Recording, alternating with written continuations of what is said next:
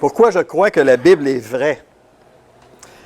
J'ai eu une discussion il y a un certain temps avec un compagnon de travail qui m'a dit la Bible, c'est un vieux livre, ça a été écrit par des hommes, puis on ne peut pas se fier vraiment à la Bible. Et j'ai dit ça m'intéresse. Parle-moi-en. Vous savez, généralement, quand la Bible se fait attaquer, quand nos convictions se font attaquer, on se défend. Puis là, on essaie de se débattre. Mais le poids de la défense repose sur celui qui apporte l'argument. Mon compagnon de travail m'a dit, la Bible, c'est pas vrai, tout ça. Je dis, parle-moi-en. Je dis, moi, je crois à la Bible. J'aimerais ça que tu me convainques du contraire. Ah, ben là, et c'est pas long que les gens en ont pas d'argument. Et à partir du moment qu'ils n'ont pas d'argument, ben là, j'ai pu lui dire, donc, tu dis ça, mais tu n'as rien pour défendre ça. Ouais, c'est ça. Bon, j'ai dit, moi, je crois à la Bible, je vais te dire pourquoi. Et ce matin, j'ai pensé apporter un message. Pourquoi je crois que la Bible est vraie? Parce que moi, ma vie est basée sur ce que la parole de Dieu dit. Moi, je crois 100% de ce que la parole de Dieu dit. Si je suis dans l'erreur, je suis drôlement dans l'erreur. Donc, je veux être certain que ce sur quoi je base ma vie, mes décisions, mes engagements, mon argent, mon temps, ma vie, je veux être certain que c'est bien aligné, que c'est solide. Et ce matin, la raison pourquoi je vous apporte ça, c'est que je veux un peu vous challenger pour que vous preniez un engagement envers ce que la parole de Dieu vous dit. Moi, personnellement, j'avais un chien, il s'appelait Jean-Guy. Puis Jean-Guy, quand il y avait un os, peut-être vous avez des chiens comme ça, il ne fallait pas toucher à son os. Puis des fois, j'essayais je me suis l'agacé. Tu sais. Puis, je suis un peu comme un chien avec la parole de Dieu. Quand il y en a qui viennent gosser après mon os, j'ai envie de mordre. Parce que j'ai l'impression que, pas qu'on m'attaque, mais qu'on attaque le Dieu de la Bible, l'autorité, la vérité, et je veux la défendre à tout prix.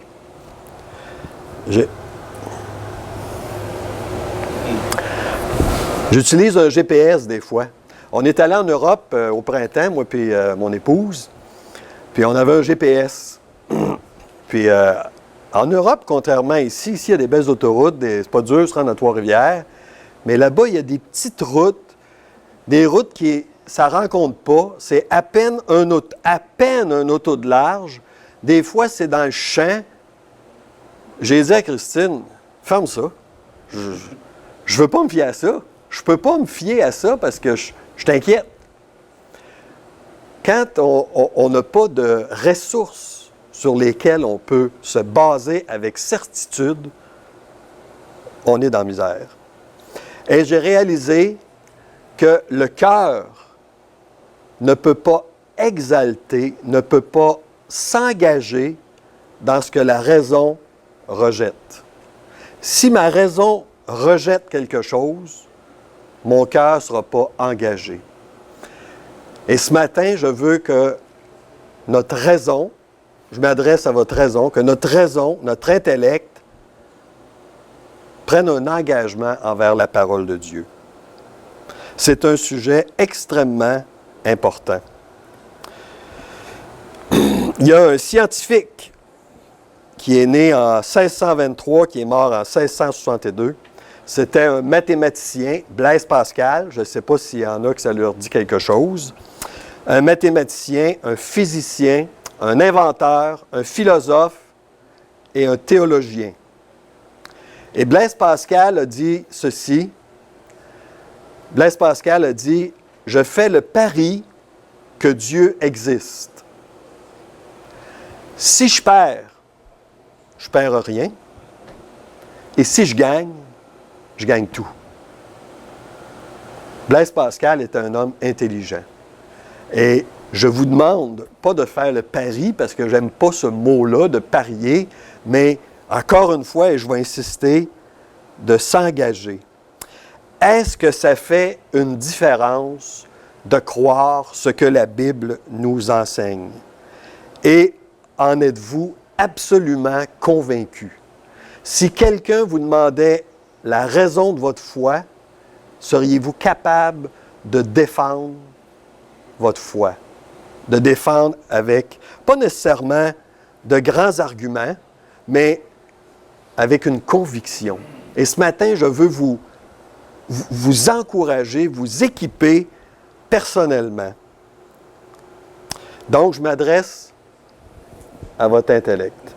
D'habitude, dans les messages, on s'adresse au cœur, on s'adresse à l'âme. Ce matin, je m'adresse à l'intellect, mais je sais que ça va atteindre l'âme, que ça va atteindre votre cœur. Et j'ai pris une image d'un alpiniste. Moi, je ne ferais pas ça, pour plusieurs raisons. Mais une des raisons, j'aurais de la misère à faire confiance aux petits clous qui te retiennent dans le vide comme ça. Mais il y a des gens en tout cas, qui aiment ça, qui font ça, et qui font confiance assez aux petits clous pour risquer leur vie. Est-ce qu'on fait confiance assez à la parole de Dieu, comme un roc, pour être capable d'avancer dans la vie? Et j'ai 4 points que je veux parler pour nous encourager.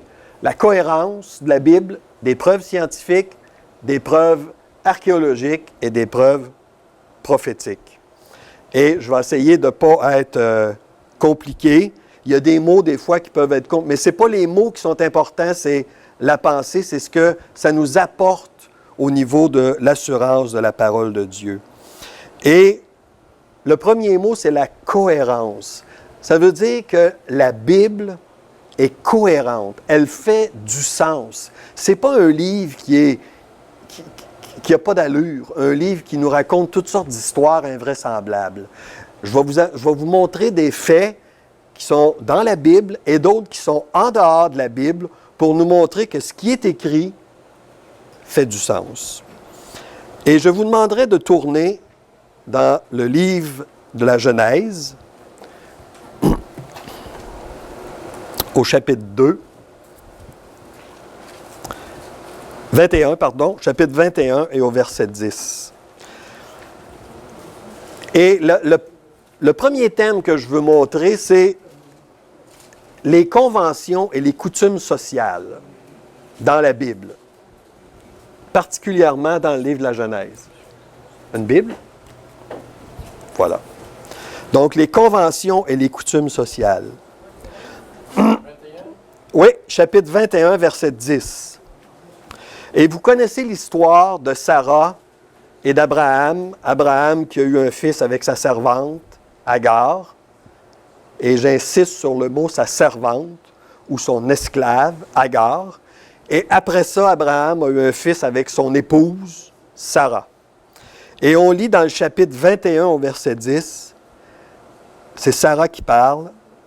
Elle dit à Abraham, « Chasse cette servante et son fils, car le fils de cette servante n'héritera pas avec mon fils Isaac. » Le fils de cette servante n'héritera pas avec mon fils Isaac. Il y a un code de loi qui existait depuis un certain temps en Mésopotamie, qui a été écrit en 1700 avant Jésus-Christ, pas mal dans le même temps qu'Abraham et Sarah. Ça s'appelle le Code d'Hammurabi. Et vous avez ici une stèle, un monument du Code d'Hammurabi qui est au musée du Louvre à Paris. J'en ai apporté 2. Et si vous regardez bien, c'est un vrai. Je l'ai vu. Et le Code d'Hammurabi dit,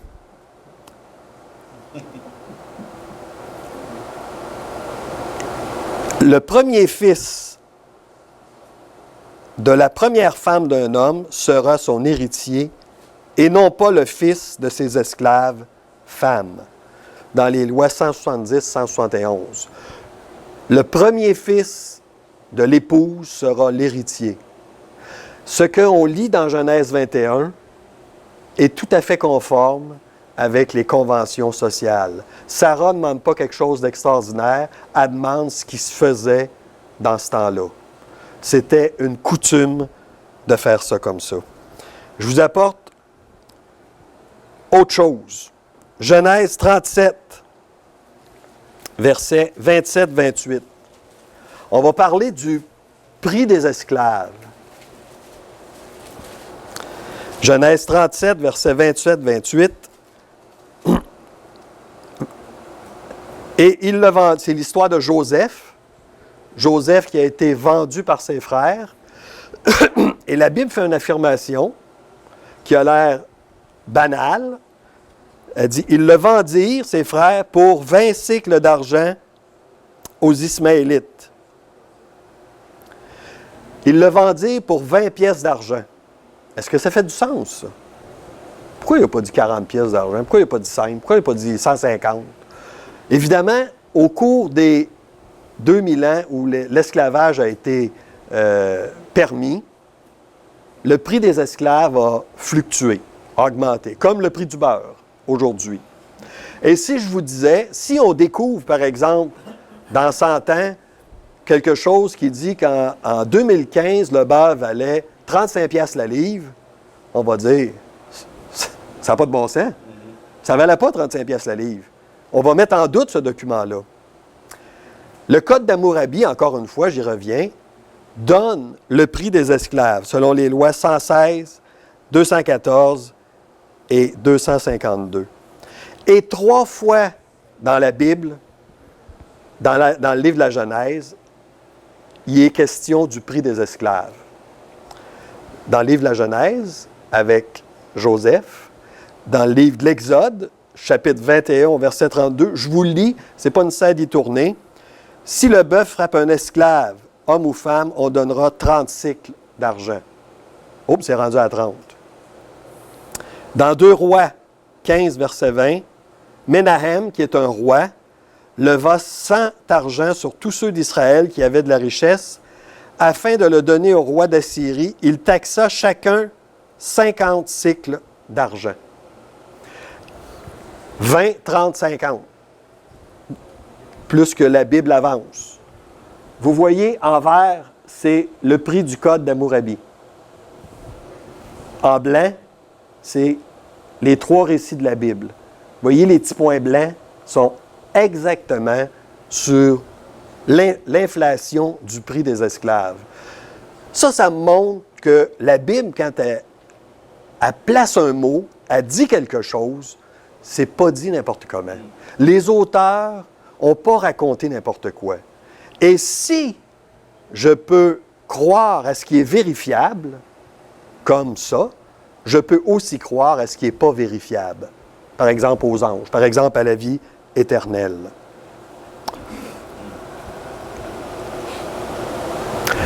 J'ai pris une photo. J'ai un logiciel Logos sur lequel on a différentes photos. Et je vous montre cette photo-là parce que dans l'histoire d'Esther, Esther qui était une reine, qui a été à la cour du roi de Perse. Et ça, c'est une image qui montre. Et je vous la montre parce que je ne crois pas à cette image-là. Regardez comment la madame est habillée. Elle n'est pas habillée comme une madame de 600 avant Jésus-Christ. Elle est habillée comme quelqu'un qui est à la cour du roi dans le temps de Louis XV, dans les années 1700. Cette photo-là, je ne peux pas y croire, parce que ça ne fait pas de sens. Mais c'est une image. La Bible n'est pas comme ça. C'est ça que je veux essayer de démontrer ce matin. La Bible n'est pas comme ça. Là, je suis rendu trop loin. Je reviens. Parce que j'ai encore une petite chose à vous dire. Les noms de la Bible. il y a plusieurs noms dans la Bible. Et dans le livre de la Genèse, les noms qui sont employés, 16% des noms qui sont employés viennent d'un code particulier qui était répandu au temps de la Genèse. Vous savez, si aujourd'hui, on lisait que la femme d'Abraham s'appelait Georgette, on dirait « Wow! Ça fait drôle, là. Il y a peut-être un petit problème, là. » Mais c'est pas ça. Même les noms de la Bible respectent ce que l'environnement, ce que l'histoire nous rapporte. La Bible est un livre intelligent et un livre sur lequel on peut se fier. Abraham, Israël, Ésaü, Job, Noé, Laban, Jacob, tous ces noms-là sont des noms qui viennent d'un style de nom. Je vous dis le nom, de l'amorite imparfait. Ce n'est pas nécessaire de se rappeler de ça, mais ce qui est nécessaire de se rappeler, c'est que ça fait du sens. Ce que la Bible nous dit fait du sens. La Bible change des vies. Maintenant, on a des preuves scientifiques. Parce qu'il y a la cohérence de la Bible. Ce que la Bible nous dit, ça fait du sens. Quelqu'un a dit à un moment donné, la Bible nous dit que le poisson a avalé Jonas. Si la Bible nous disait que Jonas a avalé le poisson, je le croirais parce que la Bible le dit. Mais la Bible ne dit pas de grossièreté comme ça. Tu sais, la Bible ne nous demande pas de croire à des affaires grossières comme ça. Elle nous demande de croire à des miracles, parce que Dieu est puissant, mais pas à des grossièretés, pas à des choses qui n'ont pas d'allure. Il y a un monsieur qui s'appelle Herbert Spencer, un scientifique non chrétien, qui est un Britannique, qui est décédé en 1903 et qui a remporté plusieurs prix académiques pour son apport à la science. Et une de ses plus grandes découvertes à Herbert Spencer, ça a été de découvrir que tout ce qui est connaissable peut être classé dans 5 catégories. Herbert Spencer a affirmé ça et reconnu ça. Il a dit « Tout se tient dans une des catégories, le temps, la force, l'action, l'espace, la matière. Tout ce qui existe est en une de ces 5 catégories-là. » Genèse 1, verset 1, « Au commencement, c'est le temps, Dieu, c'est la force, créa, c'est l'action, les cieux, c'est l'espace, et la terre, c'est la matière. » Tout ce que Herbert Spencer a découvert en 1930, le premier verset de la Bible nous le donne d'emblée. Dieu existe. Et Dieu ne se défend pas, Dieu n'explique pas comment il existe, Dieu ne défend pas son existence, Dieu affirme qu'il existe et il existe. Donc, Herbert Spencer était sans doute quelqu'un d'intelligent, quelqu'un qui a apporté quelque chose, mais ce qu'il a découvert, le premier verset de la Bible nous le donne. Je vous parle maintenant d'une science. Ce n'est pas nécessaire de vous rappeler du mot, mais je vous le dis, parce que c'est scientifique. Isostasie.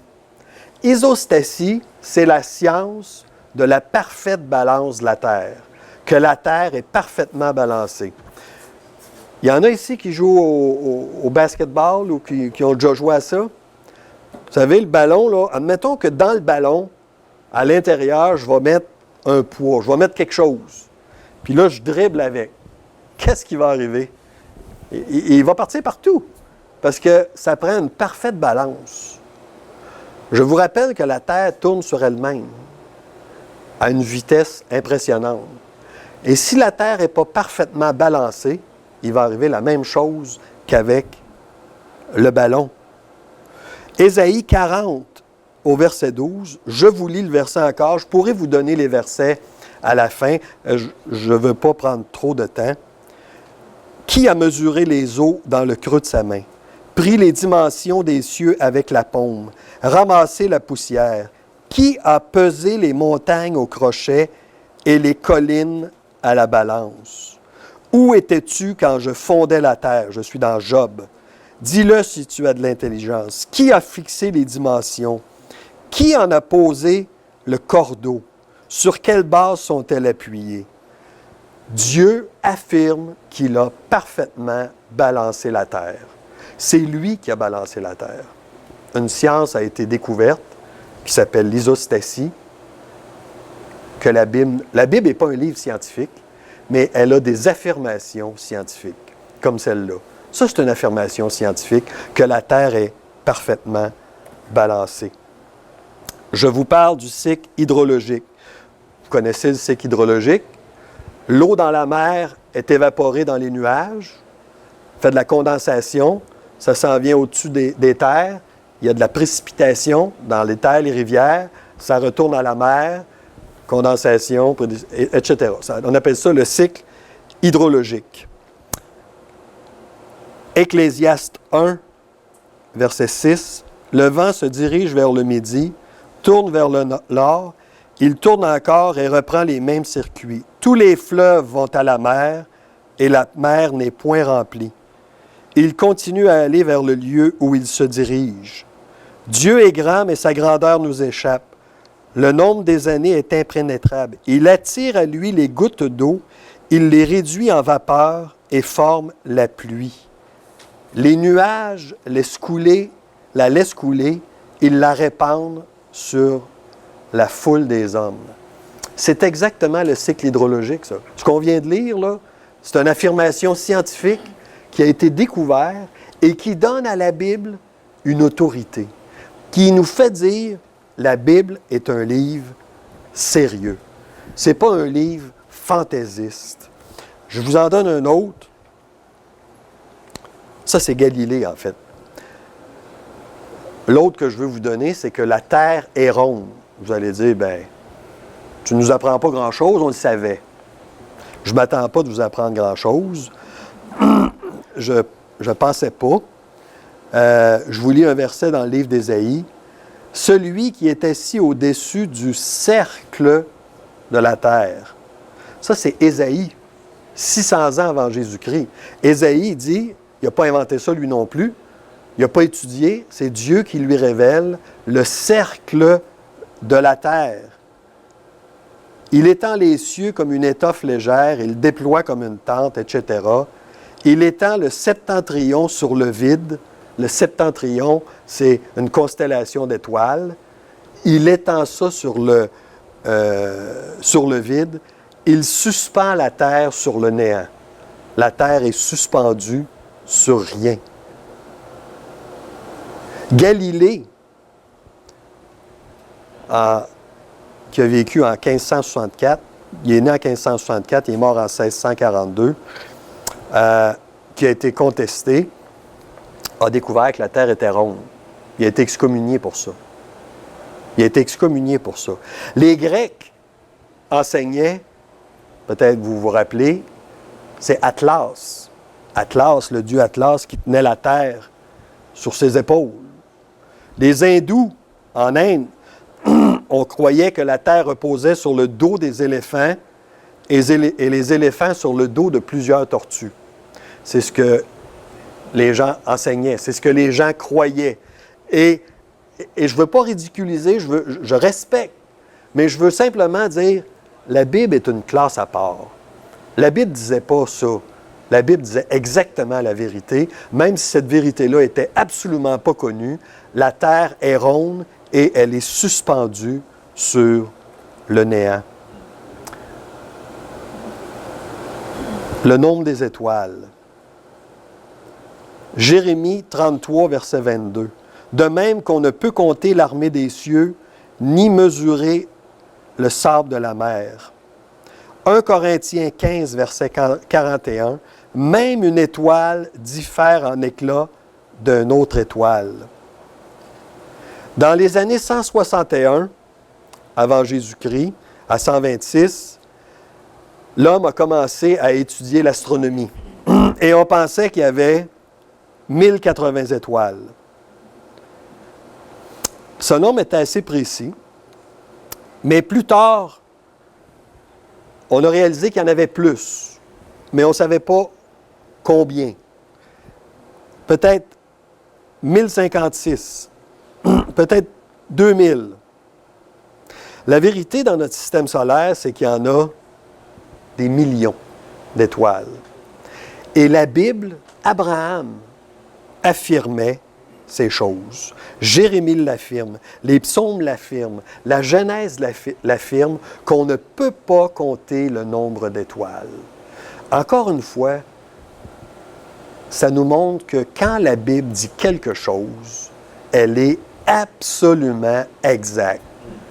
En anglais, ils disent « on target ». Ça se dit-tu, ça, Bill?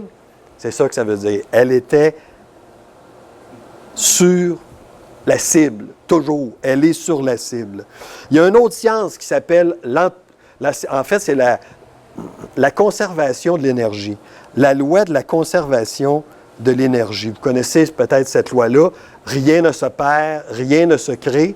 La Bible affirme ça aussi. Dans le psaume 102 au verset 25. Tu as anciennement fondé la terre, les cieux sont l'ouvrage de tes mains, ils périront, mais tu subsisteras. Ils s'useront comme un vêtement, tu changeras comme un habit et ils seront changés. Mais toi, tu restes le même d'année en année et les années ne finiront point. La Bible affirme que la totalité d'énergie peut être transformée, mais ne va pas ni augmenter ni diminuer. Mais elle peut être transformée. La deuxième loi de la thermodynamique, c'est la loi de l'entropie. L'entropie, ça veut dire que tout système laissé à lui-même va de l'ordre vers le désordre. Et je vois ça chez nous parce que je fais le ménage avec ma femme. Puis si je ne fais pas le ménage, ça va de l'ordre vers le désordre.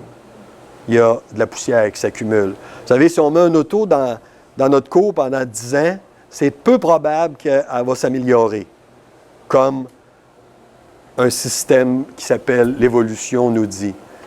Et la Bible défend cette loi-là, la loi de l'entropie. Et je finirai cette section-là avec ce monsieur, George Washington. Qu'est-ce qu'il a à faire avec la Bible? Il a à faire avec le livre du Lévitique, 17, verset 11. La vie de la chair est dans le sang. La vie de la chair est dans le sang. C'est ce que la Bible nous dit. George Washington, en 1789, c'est un ancien président des États-Unis, on sait c'est qui, est tombé malade. Et dans ce temps-là, les gens pensaient que la maladie se propageait à travers du sang, faisait des saignées. Donc, il enlevait du sang. Vous avez déjà entendu ça. Et ils ont fait 4 saignées dans la même journée à George Washington. Et George Washington est mort. Il n'a pas survécu. Il est mort à cause de ça. Parce qu'il y avait une pensée erronée sur le sang. Mais dans le livre du Lévitique, ça dit « La vie de la chair est dans le sang ». Aujourd'hui, on ne fait plus de saignée. On en donne du sang. On fait exactement ce que la Bible dit. Si on avait su ça au temps de George Washington, je ne vous dirais pas qu'il serait peut-être encore en vie, là, mais il aurait peut-être vécu un peu plus longtemps. Des preuves archéologiques.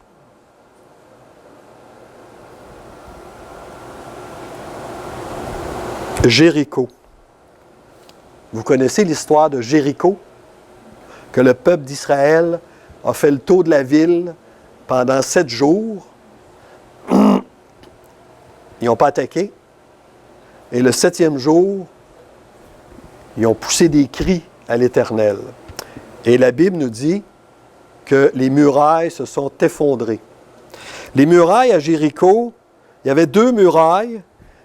L'archéologie le démontre. Il y avait un mur extérieur qui avait 6 pieds de large et un mur intérieur qui avait 12 pieds de large. Mais vous imaginez, là, admettons qu'on a des gens autour ici là, qui font le tour, puis ils prennent la place. Ils poussent les murs. Les murs vont tomber par en dedans.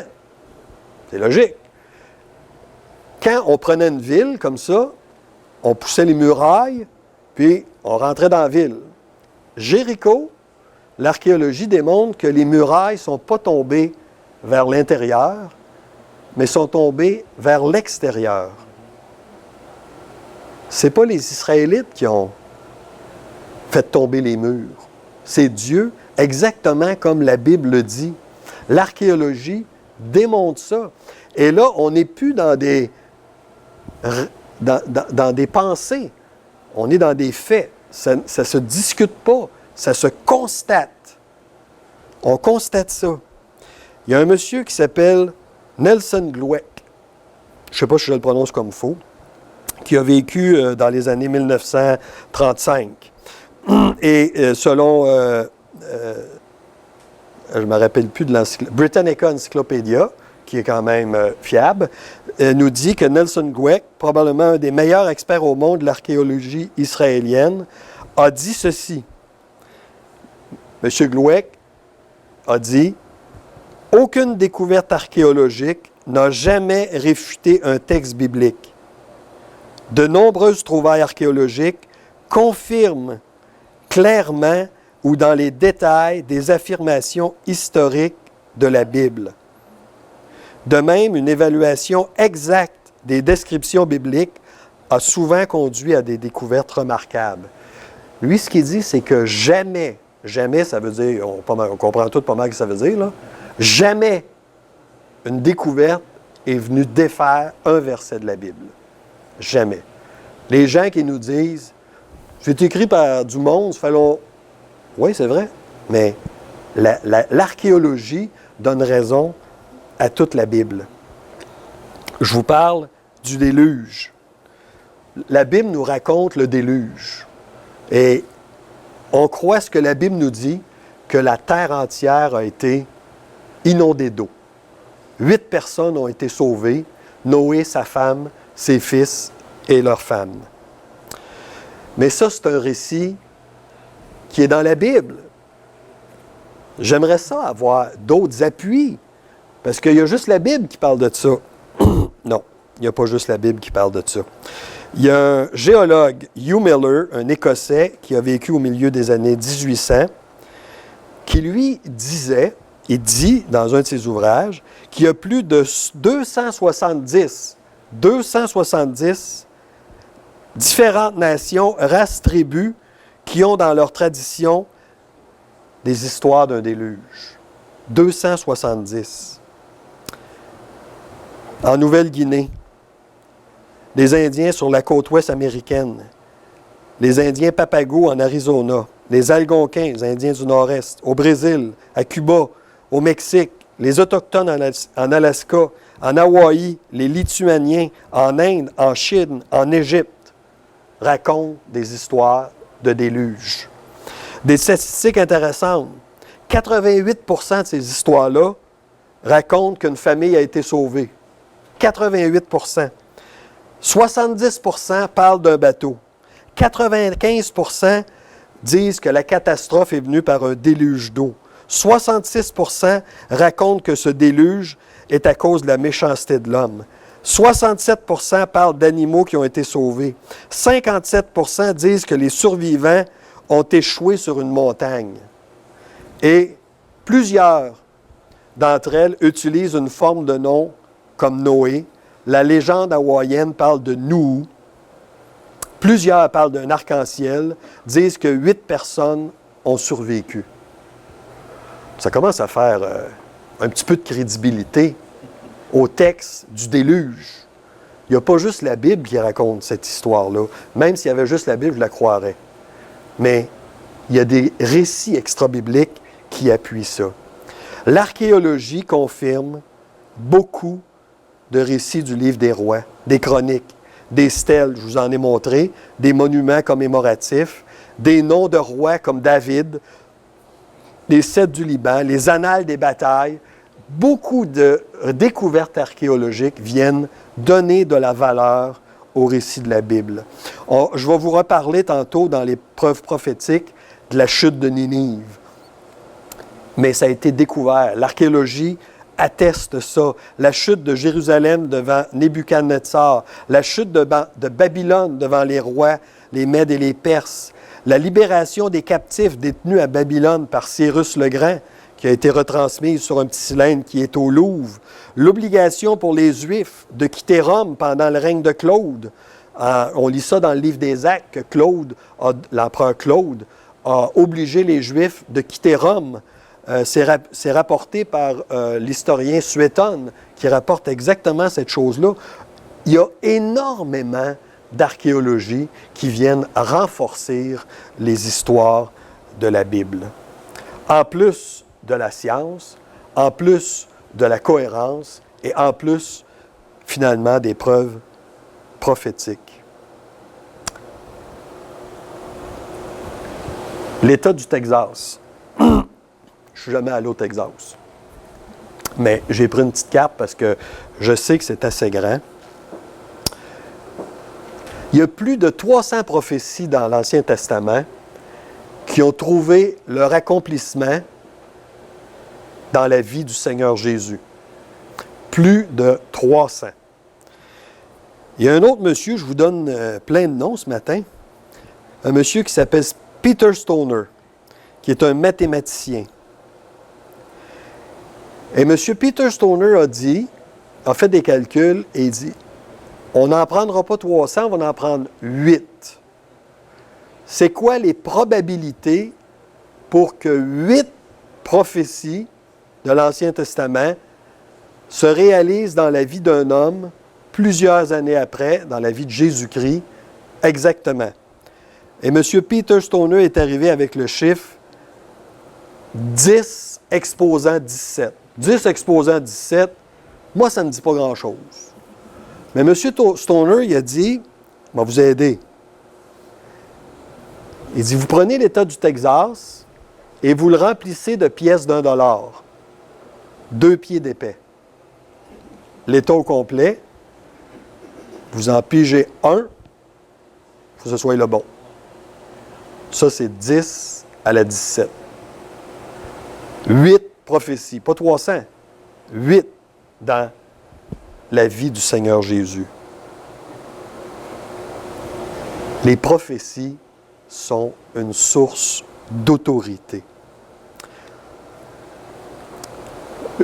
Ésaïe rapporte ceci en ce qui concerne le roi Cyrus. Et je vais vous donner quelques petits détails. J'ai fait une carte qui est petite. Je l'ai agrandie, mais pas encore assez. Et c'est pour ça que j'en ai préparé les dames d'abord et monsieur ensuite.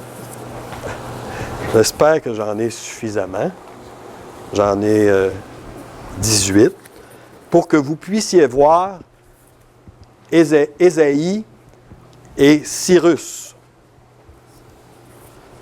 Hein? C'est une carte que j'ai traduite.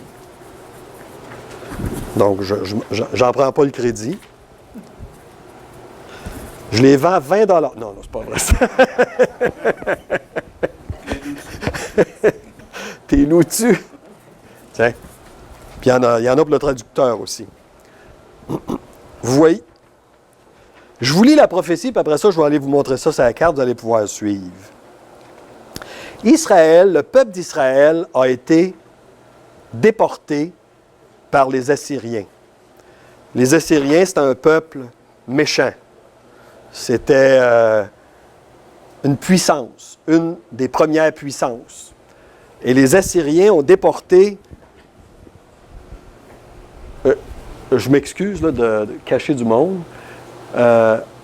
en mauve, c'est Israël a été divisé en deux, le royaume du Nord, le royaume du Sud, et les Assyriens ont déporté ici, autour de 722, le royaume du Nord en Assyrie. Ils les ont amenés en Assyrie.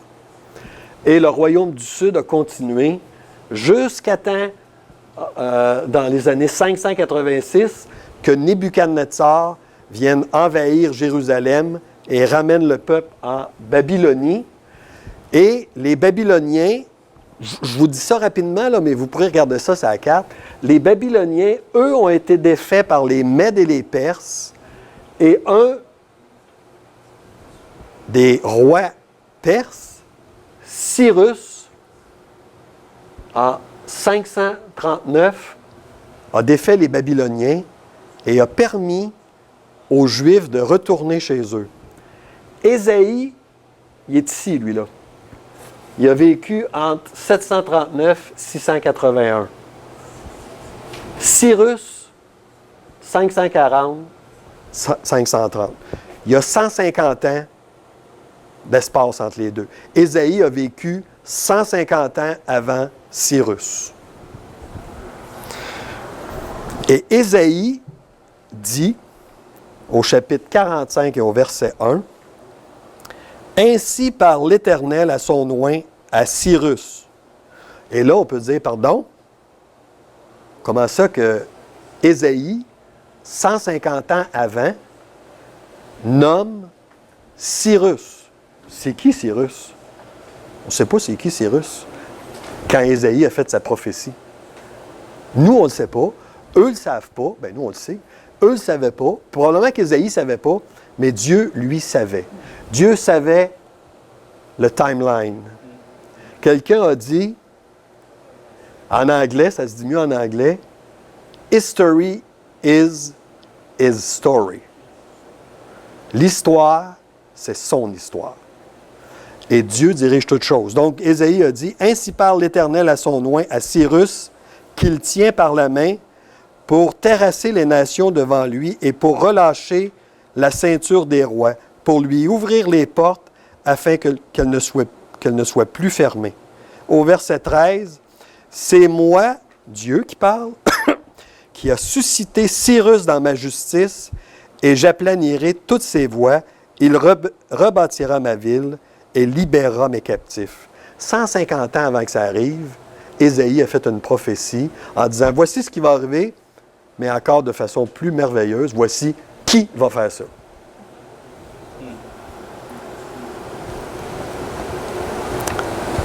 Ninive. La ville de Tyr. Je ne vous lis pas les versets, mais dans Ézéchiel, verset 26, 1 à 5, et aussi dans Nahum, verset 1, chapitre 1, verset 8, 2, 6, et dans Sophonie 2, 13 à 14, Dieu, vous pourrez lire ces versets-là, mais Dieu dit par ses prophètes que la ville de Tyr va être détruite. Là, en fait, je suis trop d'avance, je suis à Ninive. Mais oubliez ça, cette image-là. On pense à Tyr. Tyr est une ville sur le bord de l'eau, sur le bord de la mer. En fait, Tyr et Sidon, vous avez déjà entendu, vous avez déjà lu ça. Tyr et Sidon. Sidon est sur la côte et Tyr, les Phéniciens, sont à 1 kilomètre sur une île. Ah oui? C'est une île? Elle est là, dans la ville de Tyr. Elle est là sur le diapo. Oui. Vous venez de Tyr. OK. Donc, la ville de Tyr, Dieu avait dit, la ville va être détruite. 150 ans plus tard, 3 ans plus tard, Nebuchadnezzar, le roi babylonien, est arrivé à Tyr, a mené une campagne qui a duré 13 ans, en fait à Sidon, pas à Tyr, mais à Sidon, sur la côte. Il a combattu ces gens-là pendant 13 ans, mais il n'a pas été capable de se rendre à la ville de Tyr, parce que Tyr était sur une île, et les Phéniciens étaient des navigateurs experts, les meilleurs qu'il n'y avait pas dans le monde, et ils étaient très bien structurés. Et Nebuchadnezzar n'a pas pu détruire la ville de Tyr. Donc, la prophétie ne s'est pas réalisée. Dieu a manqué son coup. 250 ans plus tard, il y en a un autre qui est arrivé, Alexandre le Grand. Alexandre voulait combattre aussi les gens de la ville de Tyr, mais il y avait un petit problème, il était sur une île. Et Dieu avait dit qu'il allait détruire la ville et que ses ruines allaient être jetées dans la mer. Et les Grecs, Alexandre est un Grec, les Grecs ont dit, on ne peut pas les rejoindre, on va prendre les ruines, on va les jeter dans la mer, on va faire un pont, on va se rendre. Exactement ce qu'ils ont fait. et se sont rendus, puis ils ont combattu la ville de Tyr. Exactement comme Dieu l'avait dit, que les ruines de la ville seraient jetées dans la mer. Et la ville a été, à ce moment-là, détruite. Probablement qu'elle a été reconstruite. Ninive. Ninive. Vous voyez, Ninive est sur le bord d'un fleuve. En fait, il y avait 2 fleuves qui passaient près de Ninive. Nahum 1, verset 8, 2, 6 et Sophonie 2, chapitre 2, versets 13 et 14. Encore là, on n'a pas le temps de tourner. Mais c'était une ville extrêmement puissante. C'était la ville assyrienne. Les Assyriens étaient de redoutables guerriers. En fait, selon l'histoire, c'était des épouvantables guerriers. Contrairement aux Babyloniens et aux Mèdes, les Assyriens, quand ils prenaient une ville, ils détruisaient tout, incluant les gens. Ils détruisaient tout. Mais à l'intérieur de la ville de Ninive, on dit que c'était une très belle ville. Les Assyriens étaient des gens qui faisaient de très belles choses. Et la ville était imprenable. Là aussi, il y avait des murailles. Et dans les versets que je vous ai parlé, Dieu dit que la ville sera détruite.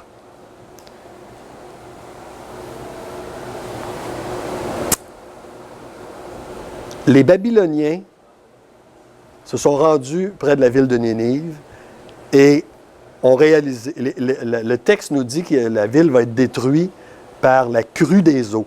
Elle va être inondée. C'est ce que les textes que je vous ai lus, c'est ce que ça dit. Et les Babyloniens sont allés et ils se sont aperçus qu'ils ne pouvaient pas prendre la ville de Ninive. Mais il y avait 2 rivières. Ils ont fait des barrages. Et ils ont amassé une quantité d'eau impressionnante.